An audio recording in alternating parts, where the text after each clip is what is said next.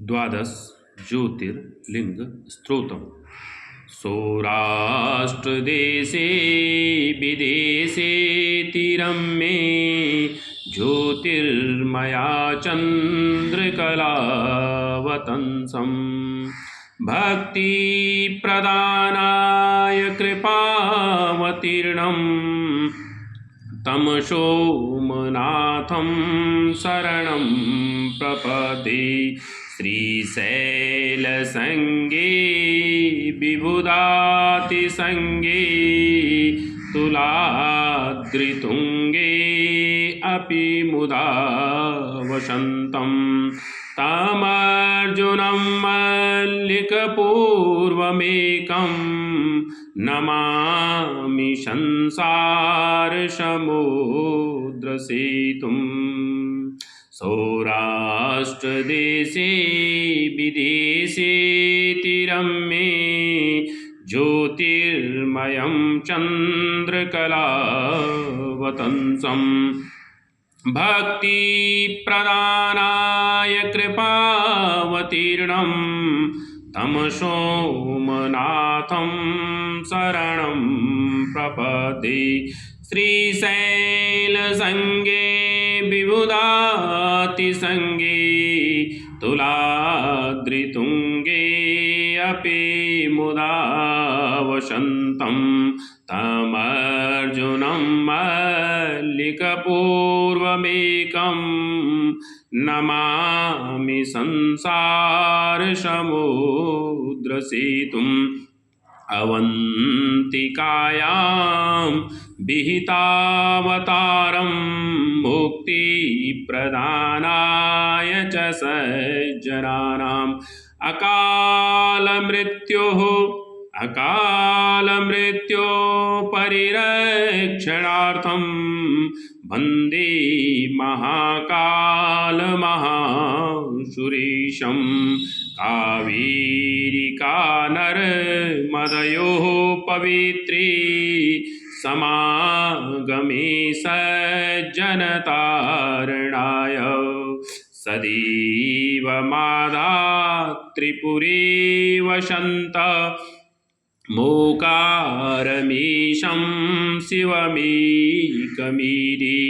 पूर्वोत्तरे प्रज्वलिका निदाने सदा वसन्तं गिरिजासमेतं सुरासुराराधितपादपद्मं श्रीवैद्यनाथं तमहं नमामि। श्रीवैद्यनाथं तमहं नमामि।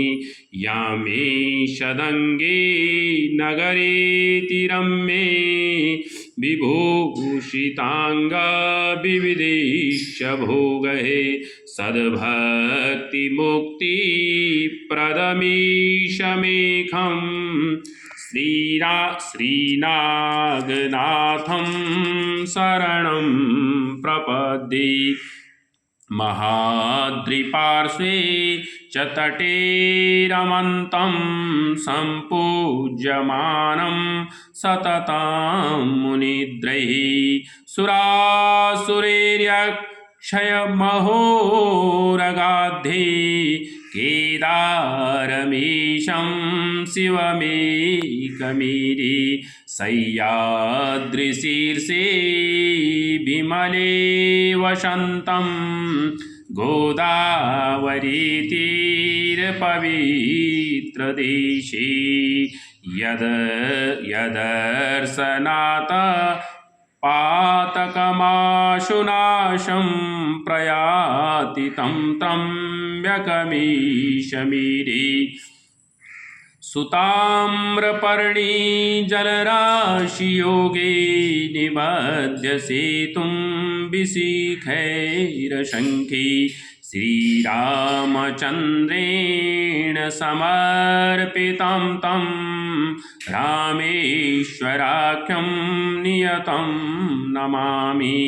यमडाकिनी शाकिनिका समाजे निषेव्यमानं पिशिताशनैश्च सदैव भीमादिपदप्रसीदं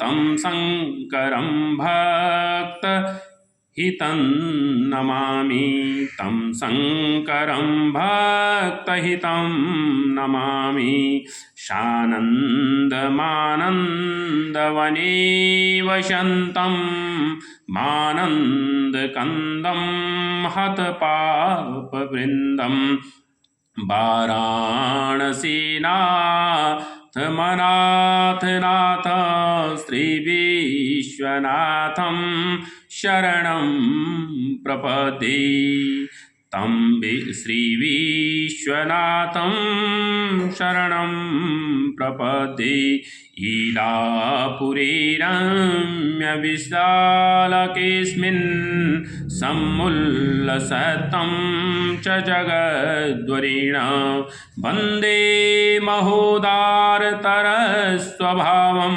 कृष्णेश्वराख्यं शरणं प्रपद्ये ज्योतिर्मयं द्वादशलिङ्गकानां शिवात्मनां प्रोक्तम् इदं क्रमेश श्रुतं पठित्वा मनुज्योतिभक्त्या फलं तदालोक्य निजं भजे च इति श्री द्वादश ज्योतिर्लिङ्गं स्तोत्रम्।